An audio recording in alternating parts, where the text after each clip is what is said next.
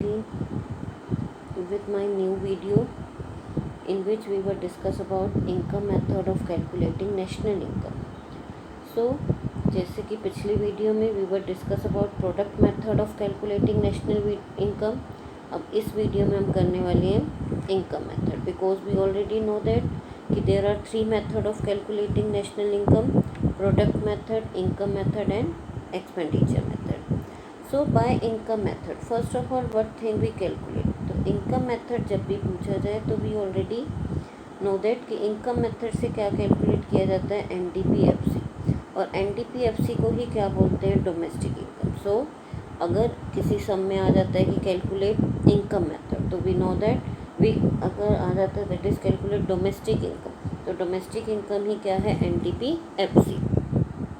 अब by income method national income को calculate करने के लिए आपको तीन चीज़ें चाहिए. First of all compensation of employees, second operating surplus and mix income of self employed. तो first of all what is compensation of employees. In a class 11th we already discuss about production function, जिसमें हमने पढ़ा था कि चार factor होते हैं production के: land, labour, capital and entrepreneurship. उन्हें जो इनकम दी जा रही है that is called compensation of employ.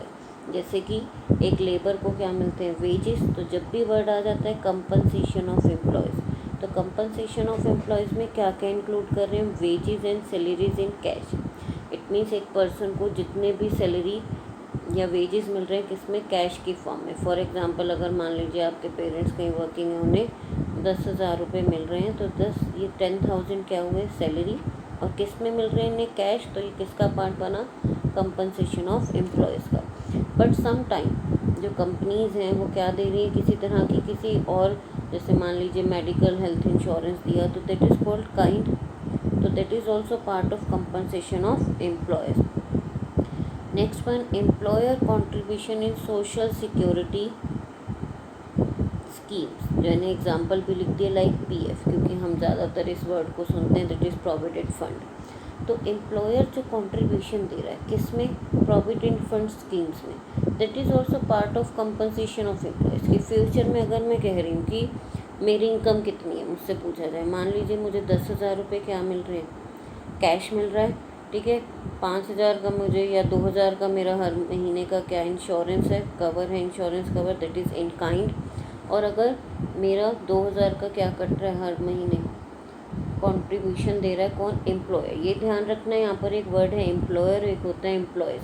मान लीजिए 2,000 मैं भी अपनी सैलरी का किस में सबमिट कर रही हूँ, PF अकाउंट में, तो वो इंक्लूड नहीं हुआ, क्योंकि वो तो किस में से जा रहे हैं, इस 10,000 में से. क्लियर. तो ये तो ऑलरेडी किस में इंक्लूड हो गया, मेरी wages and salaries in cash में, तो दोबारा से इंक्लूड नहीं होगा. बट क्या इंक्लूड होगा कि एम्प्लॉयर जो कंट्रीब्यूट कर रहा है, लाइक 2,000 जो एम्प्लॉयर कंट्रीब्यूट कर रहा है, that is part of my compensation of employees. तो अब जब मैं इन तीनों का टोटल कर रही हूँ तो कितनी आ गई मेरी compensation of employees, 14,000. Clear. After that one word is also given, that is retirement pension. जो कि आजकल तो ज़्यादातर रिटायरमेंट पेंशन बंद हो चुकी हैं, बट फिर भी अगर क्वेश्चन में आ जाता है रिटायरमेंट पेंशन, तो retirement pension is also a part of compensation of employees. Why we are saying that it's parts of compensation of employees, because किसको मिलेगी रिटायरमेंट पेंशन, जो कई सालों तक कंपनी में क्या कर रहा होगा, वर्क किया होगा जिसने, उसे क्या मिलती है, रिटायरमेंट पेंशन. अब one thing is also remember, exams में यही स्टूडेंट्स को कंफ्यूज किया जाता है. एक होता है रिटायरमेंट पेंशन और एक होता है ओल्ड एज पेंशन. दोनों में डिफरेंस ही क्या है,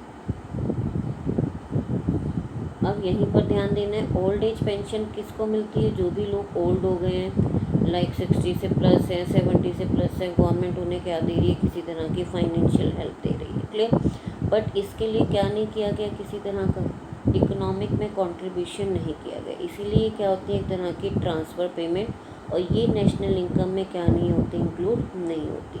जबकि रिटायरमेंट पेंशन क्या है, किसका पार्ट है, कंपनसेशन ऑफ एम्प्लॉयज़ का, और ये किस में इंक्लूड हो जाता है, नेशनल इनकम में इंक्लूड हो जाता है. Clear that. तो क्वेश्चन आपके बुक में भी गिवन है, आपको ध्यान में रखना है कि क्वेश्चन आ जाता है कि what is the difference between retirement pension and old age pension. तो always remember, retirement pension is a part of national income, but old age pension is not a part of national income. Question आ जाए why, because retirement pension is a factor income, then that is the reason it is part of national income. And why old age pension is not a part of national income? Because it is a transfer income. In chapter के starting में we were discuss about कि दो type की income होती है, factor income and transfer income. And factor income is included in national income and any kind of transfer income is not included in national income. Clear that. Second part is operating surplus. Operating surplus अगर आपके question में given है तो आपको कुछ देखना ही नहीं, आपने सीधा उसको इंक्लूड कर देना है. बट अगर ऑपरेटिंग सरप्लस के साथ कि क्या पार्ट गिवन है, rent, royalty, interest and profit. It means operating surplus किस किस का टोटल है? Rent, royalty, interest and profit. अगर ये चारों गिवन है, you can total them and find out the operating surplus. और अगर इनमें से कुछ नहीं भी गिवन, लाइक रेंट दे दिया 100, इंटरेस्ट दे दिया 200 और ना तो प्रॉफिट दिया ना ही रॉयल्टी, तो भी मेरा ऑपरेटिंग सरप्लस कितना हो जाएगा? 300. इट मीन्स जब तक कोई रास्ता ना दिखाया जाए, you are not able to find out. आपको कोई भी चीज़ ज़बरदस्ती को एज्यूम नहीं करनी है. क्लियर. अब चलते हैं प्रॉब्लम कहाँ आती है इसमें. तो जो प्रॉफिट है, प्रॉफिट के क्या हो जाते हैं? Other further division. तो वहाँ पर ध्यान रखना है कि अगर प्रॉफिट नहीं गिवन तो क्या गिवन हो सकते हैं? उसके फर्दर डिवीज़न गिवन हो सकते हैं. तो आपने क्या करना है? प्रॉफिट को निकालने के लिए उन्हें ऐड ऑन करना है. तो वो 3 पार्ट्स हैं प्रॉफिट के, that is dividend, second one is corporation tax and the third one is undistributed profit. Clear.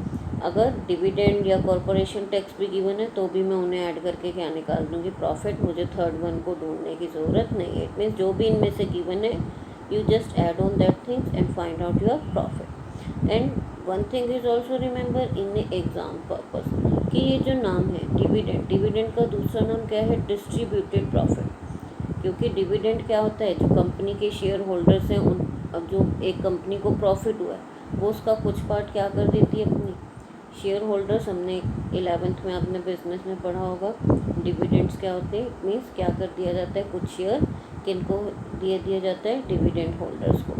Clear. इसी तरह होता है कॉरपोरेशन टैक्स. कॉरपोरेशन टैक्स क्या है कि भाई जो भी एक फर्म ने प्रॉफिट कमाया है उस पर क्या लग रहा है? टैक्स लग रहा है. That is called corporate profit tax also. Clear. That is also part of profit. After that undistributed profit. Undistributed profit वो प्रॉफिट जो एक फर्म अब किसी को डिस्ट्रीब्यूट नहीं कर रही है. फॉर एग्जांपल मान लो आप ही एक फर्म चला रहे हैं, आपको 10,000 का प्रॉफिट हुआ. अब वो 10,000 आपका पूरा नहीं है क्योंकि उसमें से आपको मान लीजिए 2,000 आपने क्या दे दिया? डिविडेंड दिया. और आपने मान लीजिए 1,000 क्या दे दिया? Corporation tax. आफ्टर दैट जो 7,000 है वो आपका क्या है? Undistributed profit. क्लियर. तो टोटल कितना हुआ प्रॉफिट? That is 10,000. कहने के लिए प्रॉफिट क्या है? 3 चीज़ों का टोटल है, dividend, corporation tax and undistributed profit. But one thing is also remember in exam purpose जो इनके नाम है वो चेंज कर दिए जाते हैं, तो आपको वो ध्यान में रखने, उस टाइम कंफ्यूज नहीं होना. लाइक जैसे डिविडेंड के लिए क्या वर्ड यूज़ हो सकता है? Distributed profit. कॉरपोरेशन टैक्स के लिए क्या यूज़ हो सकता है? Corporate profit tax. और वहीं अनडिस्ट्रीब्यूटेड प्रॉफिट के लिए क्या यूज़ हो सकता है? कॉरपोरेट सेविंग या फिर रिटेन्ड अर्निंग. और इन सब का टोटल करके क्या निकल आता है? हमारा प्रॉफिट. और लास्ट आ जाता है हमारा that is mixed income of self employ. ये ध्यान रखना है, ये एज इट इज़ आपको अगर सम में गिवन है then you add it, otherwise आपको इसको निकालने की ज़रूरत नहीं. बट अगर किसी सम में पूछ ही लिया जाए कि what is mixed income of self employ, मान लीजिए आपसे कहा गया calculate mixed income of self employ, तो mixed income of self employed निकालने के लिए पहले मुझे क्या निकाल लेना होगा? कंपनसेशन ऑफ एम्प्लॉयज़ क्या है, ऑपरेटिंग सरप्लस क्या है और एनडीपीएफसी क्या है. जब मेरे पास ये तीनों आ जाएंगे तो मैं अपने आप ही क्या निकाल दूँगी? Mixed income of self employed. Clear that. तो यहीं से इससे तो क्या निकली अभी हमारी डोमेस्टिक इनकम, बट हमारा तो टॉपिक ही क्या है? National income. तो हमें डोमेस्टिक से कहाँ जाना होगा? नेशनल इनकम की तरफ. तो नेशनल इनकम पर जाने के लिए क्या करना है? एनडीपीएफसी, क्योंकि नेट डोमेस्टिक से कहाँ जाना है? नेशनल. तो कैड कर देना है प्लस एनएफआईए, तो आपका क्या निकल आएगा यहाँ पर? NNPFC. Clear that. I hope so कि ये वीडियो आपके लिए हेल्पफुल होगी। नेक्स्ट वीडियो में हम इसके न्यूमेरिकल सॉल्व करेंगे। तब तक आप ट्राई कीजिए और जौन सा क्वेश्चन ना हो वो मुझे मेरे पर्सनल नंबर पर सेंड करें।